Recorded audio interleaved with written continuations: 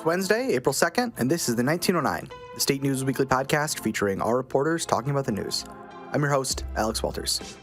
This week, Stephen Arch's looming retirement looks a bit brighter. Why is the English professor excited? Because the twilight of his career has thrust him into an AI arms race that's completely changed the way he's expected to teach. Our guest today is Emilio Perez Ibarguen, a reporter here at the State News who's talked to a bunch of professors about this thing of being someone who's taught for a long time. These AI tools, generative AI, are coming out, and it's complicating the way that they conduct their classrooms. And he's here to tell us about, what that means, what they miss, what they're doing, and, whether they think the university is capable of handling this giant change. So, yeah, thanks for coming on the show. Absolutely. Thanks for having me, Alex. So first, tell me a little bit about, you talked to all these professors for your story. Talk me through when they kind of reminisce about the good old days. What is the classroom kind of academic relationship that they miss about before AI? What is it that they kind of have nostalgia for?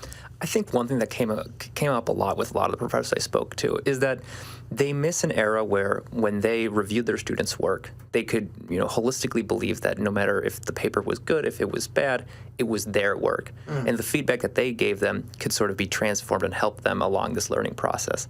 And so what a lot of them are seeing now and are really upset about is the fact that not only are you worried about, teaching your students as you always have, but now some students might not even be engaged at all, and you're just grading, AI-generated work.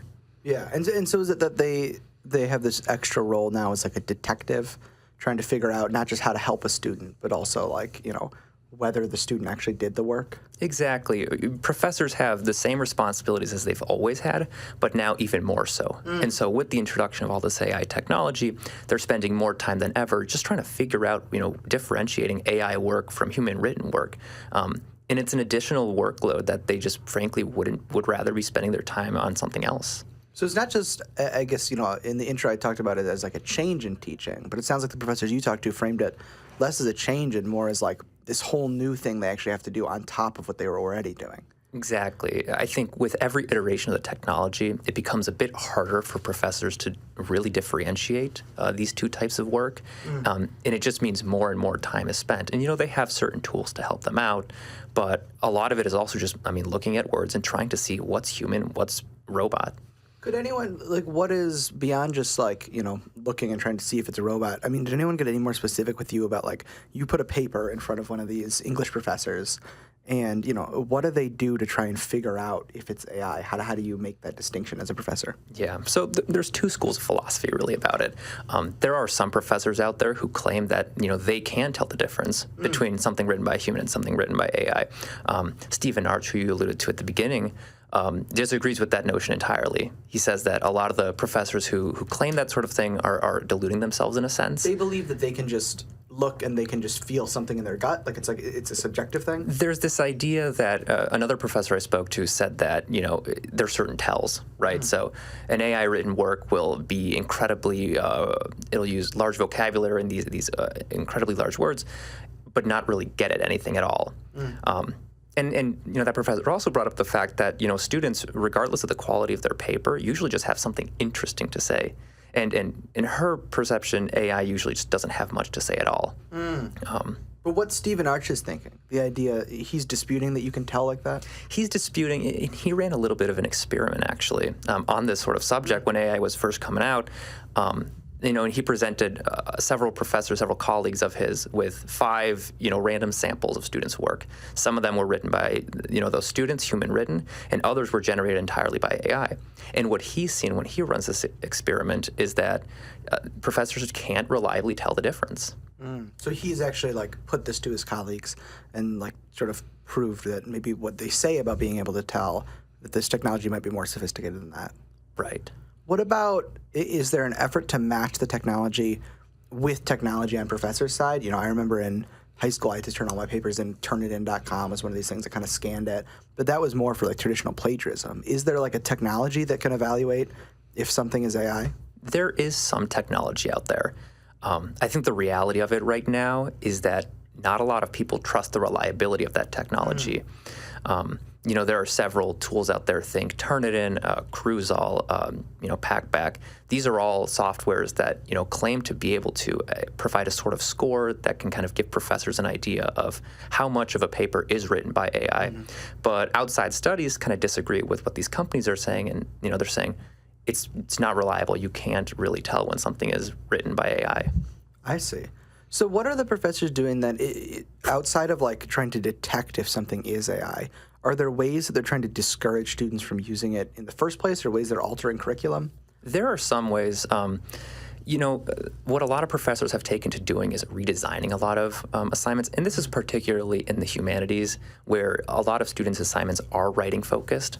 So it'll take the form of, for example, if you're working on a long-term sort of research project or an essay of sorts, that instead of just turning in the one large assignment at the end, there will be several checkpoints, for example, because forcing students to provide examples of their work in progress is, at least in theory, reducing the chance that you can just turn in one large piece of AI writing and say, this is the finished product.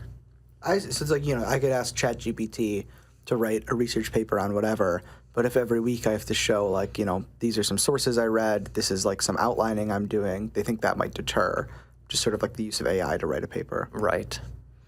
What about, did you talk to any professors who are embracing the technology, working it into the curriculum? I mean, is there any argument that, like, if this stuff is inevitable, that, we're supposed to just figure out how to use it? There are some. I spoke to the director of Integrative Studies of the Arts and Humanities, or IAH, at MSU, and he's mentioned that several of the professors that he knows have, sort of incorporated AI, whether it's, allowing them to prompt the AI in very specific ways to generate responses based on, hyper-specific assignments.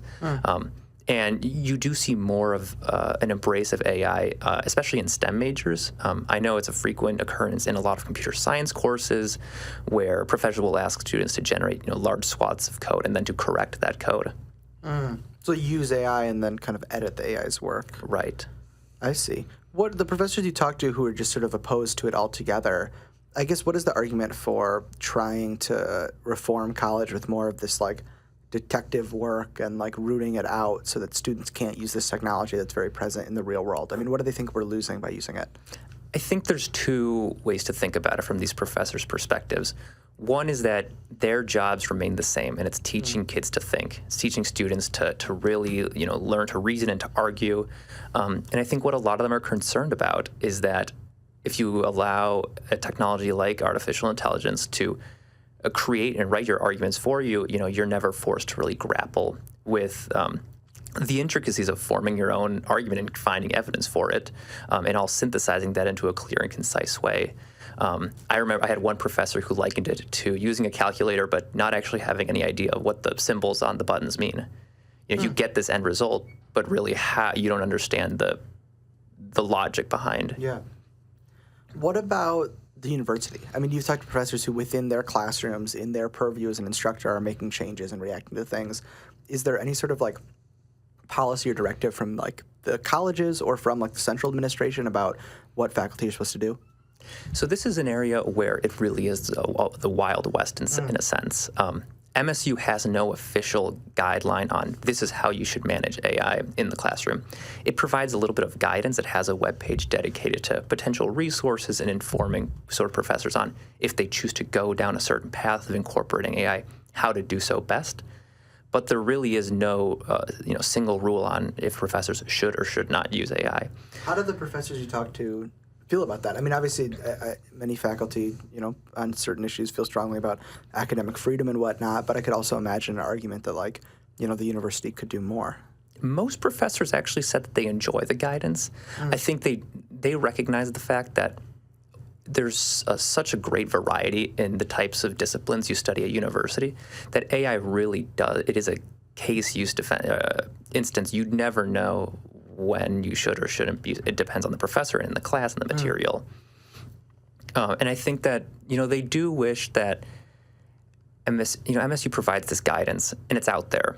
But I know one professor who said that it's just another thing you have to go looking for in order to inform, your instruction. So if anything, they just wish that there wasn't this expectation that, here's this new technology. It's now your responsibility to figure out how to manage it. Well, I mean, it's certainly a big kind of added challenge for them on top of what they're doing right now is dealing with this AI stuff the same way that students are all figuring out, what it means for them. Right. Especially people in fields like ours. Mm-hmm. Well, thanks for coming on the show and writing this great story, which I assume was not created using generative AI. That's all we have for now, but we're going to be back next week with fresh reporting from the great minds here at the State News, not the computers. Until then, the story we discussed and plenty more available at statenews.com. Thanks, Emilio, for coming on the show, our podcast coordinator, Taylor, for everything you hear, and most of all, thank you for listening. For the 1909, I'm Alex Walters.